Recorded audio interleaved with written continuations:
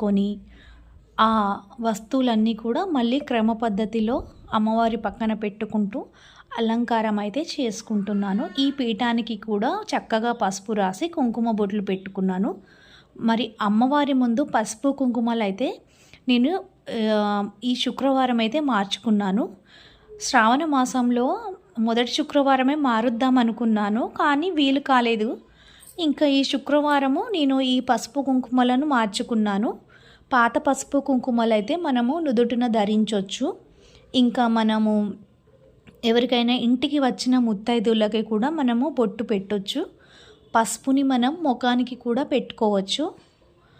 ఇంకా మనము గ్యాస్ దగ్గర మనము పసుపుతో పుదించి బొట్లు కూడా పెట్టుకోవచ్చు. ఈరోజైతే నేను అమ్మవారి కోసమైతే ఈరోజు నైవేద్యంగా పులిహోరను అమ్మవారికి నివేదన చేయాలని